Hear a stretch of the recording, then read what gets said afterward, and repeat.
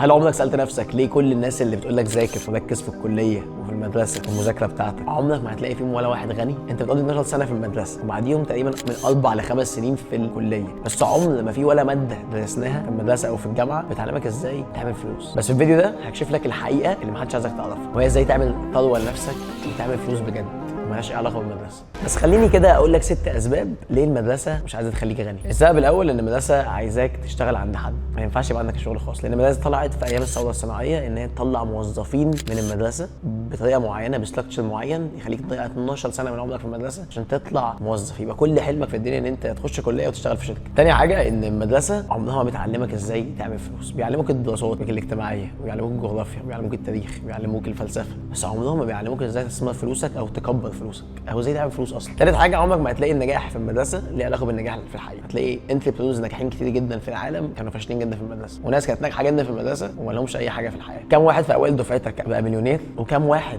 من الناس اللي درجاتها ما كانتش احسن حاجه بقى معاهم فلوس دلوقتي. يعني عندك مارك زوكربيرج، عندك بيل جيتس، الاثنين دول سابوا الجامعه بتاعتهم عشان يبنوا امبراطوريه، والجامعه ما كانتش ليها اي تاثير او ليها اي علاقه بالامبراطوريه بتاعتهم. اما رقم 4 وهي ان المدرسه بتعلمنا ان احنا نخاف من الفشل، اوعى تسقط في الامتحان، اوعى تجيبش درجات، اوعى ما تطلعش الامتحان. اما الحياه والبيزنس يعلمك ان الفشل هو الطريق الوحيد ان انت تنجح. وعايز اقول لك ان اي رائد اعمال ناجح مر بسلسله طويله جدا من الفشل قبل ما يوصل للنجاح اللي هو فيه. اما خامس حاجه الوظيفه التقليديه اللي هم بيبنوا في عقلك ان دي اهم حاجه في الدنيا، عمرها ما هتخليك ثري. اكبر كذبه سمعناها ان انت تخلص المدرسه وتستريح، خلص كليه وتستريح، خلص الكليه واشتغل في وظيفه وده الحلم الكبير بتاعك عشان تستريح. لكن عايز اقول لك الحقيقه ان الوظيفه معناها مرتب ثابت، ولكن البيزنس معناه ريسك اكبر بكتير قوي، بس فلوس انت مش عارف اخدها فين. يعني اديك مثال، حد شغال وظيفه مرتب ثابت كل حلمه ان هو بعد 3 4 سنين يترقى ويمسك مكان مدير، واحد عنده بيزنس ويدخل منه فلوس وكل فتره بيجيب عملاء اكتر لانه بيبقى احسن في الحاجه اللي هو بيعملها فبيجيب فلوس اكتر. سادس حاجه المدرسه عمرها ما علمتنا ازاي نفكر، دايما بتعلمك ازاي تحفظ، وعندك امتحان في الحته دي ركز على السؤال ده ولازم تحفظه قبل الامتحان عشان ممكن يجي تخش تسمع وتقعد تكتب كتير قوي، وده ليس له اي علاقه بالحياه. بس اقول لك على مثال، الشخص اللي بيعرف يجاوب على اجابات محفوظه والشخص اللي بيعرف يفكر وياخد قرارات، فرق بينهم كبير جدا في عالم البيزنس والحياه.